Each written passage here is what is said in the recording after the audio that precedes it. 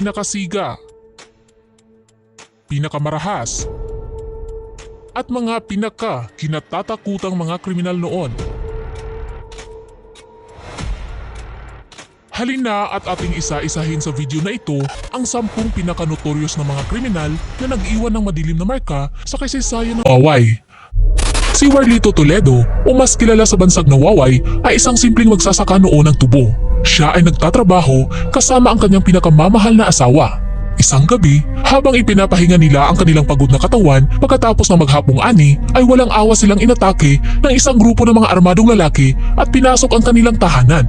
Ang kanyang asawa ay brutal na pinagsamantalahan at kinitlan ng buhay sa harap niya mismo. Pagkatapos, siya ay sinaksak at binaril ng makailang beses. Umalis ang mga armadong lalaki sa kanilang bahay na hindi man lang naghinala na buhay pa si Waway matapos ang kanilang ginawa.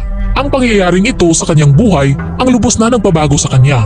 Ito ang naging dahilan para siya ay maging isang serial killer at isa-isang tugisin ang mga sumalbahe sa kanila at ilagay sa sariling kamay ang batas. Pero nang maglaon, maging ang mga inosenteng tao ay binibiktima na rin ni Waway. Kadalasan niyang tinatarget ay mga kababaihang buntis. Naitala na nagkaroon siya ng 40 kaso ng pagpatay at ilang kaso ng panggagahasa.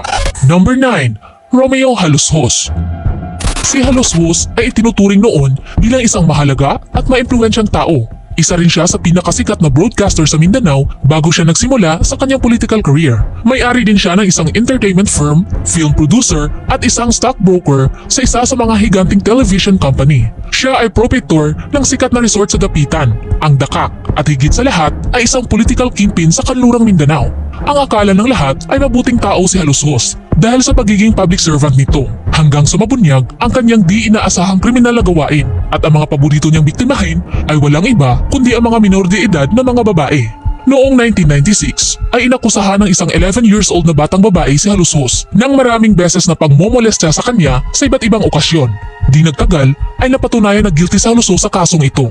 Ang Regional Trial Court ng Makati Branch 62 sa criminal case numbers 96-1985 at 96-1986 ay hinatulan si Halushos ng 2 bilang ng statutory rape. Bukod pa rito, ang 6 na criminal case para sa act of lasciviousness. Bagamat natulan ng guilty, ay hindi kailanman inamin ni Halushos na ginawa niya ang mga krimen. Pero ang mga ebidensyang nakalap ng mga otoridad at mga investigador ay malinaw na nagtuturo at sapat na upang madiin siya dito. Ang kanyang kaso ay naging media staple ng halos 1 taon sa buong Pilipinas at siya ay naiulat na nakulong sa loob ng 10 taon.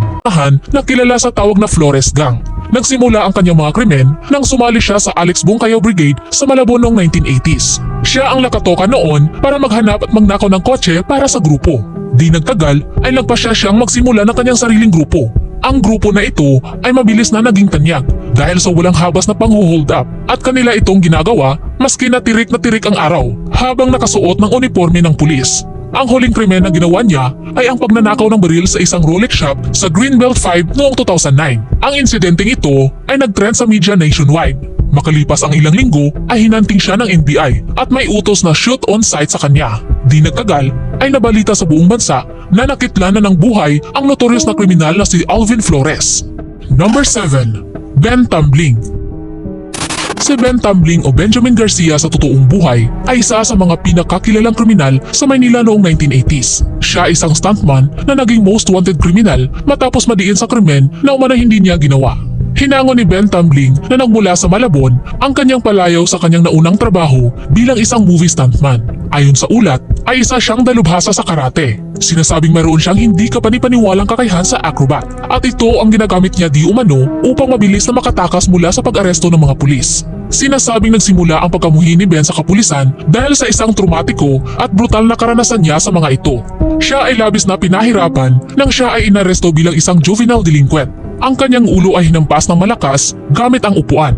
Inilubog sa toilet bowl ang kanyang ulo at kinuryente ang maselang bahagi ng kanyang katawan. Ang mga nasabing pagpapahirap sa kanya ay nagawa pa niyang mapatawad. Ngunit, ang nagtulak sa kanya para talagang magalit sa mga pulis ay nang ang ilan sa kanila ay nagawang gahasain ang kanyang asawa.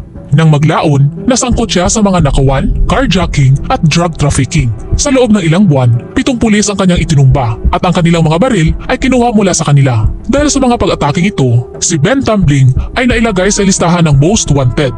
Dahil dito ay labis na natakot ang mga pulis sa kanya. Bagamat isang kriminal, ay minahal pa rin siya ng kanyang mga kaibigan at mga mahihirap na kapitbahay. Ito ay dahil madalas makatanggap ng mga tulong pinansyal ang mga ito galing sa kanya. Madaling makita kung bakit siya ay tinuring na mahihirap na komunidad bilang isang bayani, hindi bilang isang kriminal. Nang siya ay barilin ng mga pulis noong March 30, 1981 sa edad na 23, marami sa kanyang mahihirap na kababayan ang labis na nagluksa. Number 6. Butch Belhica. Si Butch Belhica ay isang matinik na kriminal sa Pilipinas noong 1960s at 70s. Sa edad na 16, si Butch ay nakonvict sa kasong homicide. Pagkatapos mahatulan ay ginugol niya ang mga sumunod na 11 taon sa loob ng National Penitentiary. Kilala siya bilang isang leader ng gang at isang dedikadong komunista. Pero di naglaon, ang kanyang buhay ay lubhang napabago pagkatapos niyang makilala si Jesus. Siya ay ginawara ng pardon ni President Marcos at tuluyang pinalaya noong 1976. Sa kasalukuyan ay inilalaan niya ang kanyang oras at buhay bilang isang pastor sa Maynila. Number 5. Nardong Putik. Si Leonardo Manicio, o mas kilala sa palayaw ng Nardong Putik, ay isa sa pinakakilalang gangster sa buong Pilipinas at talagang siya ang pinakakinatatakutan sa kasaysayan ng Cavite. Siya ay nasangkot sa maraming krimen mula sa pagpatay, pagnanakaw, paglaban sa pag-aresto at maging sa pangingidnap. Nakilala siya sa kahusayan niya sa pagtakas sa mga otoridad. Ika nga nila ay sadyang madula sa mga pulis itong si Nardo, kung kaya't binansagan siya noon bilang Nardong Putik. Siya ay labis na kinamuhian ng mga Pilipino matapos masangkot sa Maragondon Massacre noong 1952 na kumitil sa buhay ng nooy alkalde at ng hepe ng pulisya. Binawian ng buhay si Nardo nang mauwi sa barilan ng 3 araw na pakikipaghabulan niya sa mga pulis noong October 11, 1971. Number 4. Baby Ama. Si Marshall Baby Ama ay ipinanganak sa Tondo, Manila. Nung bata siya, ay kasakasama siya lagi ng kanyang lola sa pagtitinda ng kakanin tuwing umaga. Pero nang umidad ng 12, ay napabarkada siya sa mga siga sa kanilang lugar. Di naglaon, ay natuto na siyang gumawa ng mga iligal na bagay. Siya ay nakulong dahil sa salang pagnanakaw. At mula sa kulungan, ay binansagan siya ng kanyang mga kakosa bilang Baby Ama dahil di umano sa mukha nito na baby face. Sa mga unang araw niya sa bilangguan, ay inabuso siya ng mga sigang kriminal na naroon. Binugbog siya, tinutuya at madalas naghasain din. Pero sa kabila nito ay hindi natinag ang loob ni Baby Ama at sa huli ay nagawa niyang pamunuan ng isang grupo na tinawag na Sigi-Sigi Gang. Noong 1958, pinangunahan ni Baby Ama ang pinakamalaking riot sa kasaysayan ng New Bilibid Prison sa Muntinlupa. Nagresulta ito sa pagkasawi ng 9 na bilanggo. Ang isa sa mga napaslang ay pinugutan pa ng ulo ng kanyang mga kasama. Siya ay hinatulan ng bitay sa pamamagitan ng silya elektrika noong October 4, 1961 dahil sa bigat na kaguluhang ginawa niya. Number 3. Bingbong Crisologo. Si Vincent Pichay Crisologo ay isinilang noong May 31, 1947 sa Vigan, Ilocos Sur. Siya ay pinsan sa ama ni Luis Chavez Singson, ang nanungkulan na municipal mayor ng Narvacan, Ilocos Sur at dating gobernador ng naturang lugar. Bata pa lang ay mahilig na sa gulo itong si Crisologo. Madalas silang mambugbog noon kasama ang kanyang mga tropa at dahil anak ng politiko ay madalas na naaabsuelto sa parusang dapat ay tatanggapin niya. Pero hindi sa lahat ng oras ay maaari siyang makalusot sa kanyang mga kalukuhan. Siya ay unang nahatulan ng korte ng salang arson noong 1970 dahil sa pagsunog nila ng kanyang mga katropa sa barangay Ora Centro at Ora Este sa bayan ng Bantay, Ilocos Sur. Dito siya hinatulan ng parusang double life imprisonment.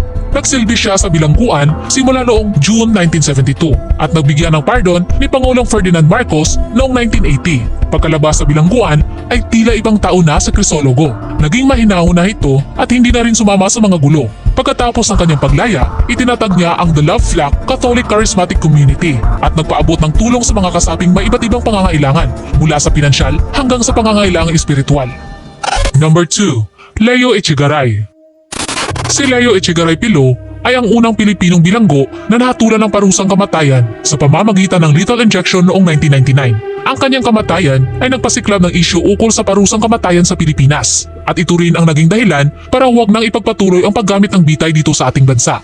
Si Echegaray ay napatunayang guilty sa panggagahasa ng kanyang anak na babae noong April 1994. Hinatulan siya ng kamatayan ng kataas-taasang hukuman ng Pilipinas. At makalipas ang isang buwan matapos na mailapat ang hatol ay dinala na si Echegaray sa kanyang pagbibitayan noong February 5, 1999 mula sa New Bilibid Prison patungo sa Lethal Injection Chamber sa lungsod ng Muntinlupa. Number 1. Asyong Salonga. Bago tayo magpatuloy, i-like mo muna ang video ito. Baka makalimutan mo mag-subscribe ka na rin para friends na tayo. Ang nanguna sa ating listahan ay walang iba kundi ang pinakasikat na gangster sa kasaysayan ng Pilipinas, si Asyong Salonga. Si Nicasio Asyong Salonga na may mga palayaw na Robin Hood of Tondo, Hitler o Hito ng Tondo ay itinuring na isa sa public enemy ng Pilipinas kung saan siya naghari at pinamunuan ang kilalang magulong distrito sa Maynila, ang Tondo sa loob ng ilang taon. Si Asyong at ang kanyang 12 tapat na mga kasama ay may 4 na hideout sa Maynila. Ito ay sa Tondo, Binondo, Quiapo at Pier. Ang pangalan ni Salonga ay naiugnay sa ilang iligal na pag-aari ng mga baril, pagpatay, pagbibenta ng mga armas at pagkolekta ng mga halaga ng pera mula sa mga negosyante at iba pa. Pero kahit patong-patong ang kanyang kaso, ay palagi pa rin siyang nakakatakas sa mga otoridad. Sa kabila ng reputasyong ito, si Salonga ay tinuturing pa rin na bayani ng maraming katutubong residente ng Tondo. Siya ay binaril noong 1951 ng isa umano sa kanyang mga kasama sa isang inuman, si Ernesto Reyes, at itinuturing bilang isang insidente ng pagtatraidor. Lumalabas sa investigasyon na si Ernesto pala ay sikretong mata ng kalaban nilang gang na pinamumunuan ni Carlos Capistrano alias Totoy Golem. Ang pagpanaw ni Salonga ay naganap bago ang kanyang ika-27 kaarawan. Lagi nating tatandaan na tayo ang may hawak sa ating buhay. Nasa atin ang desisyon kung paano natin dadalhin ito at patatakbuhin. Mas makakabuting umiwas sa masamang gawain. Gawing aral ang mga dinanas ng mga tao sa kwento natin. Hanggang dito na lang ang videong ito. Sana'y nagustuhan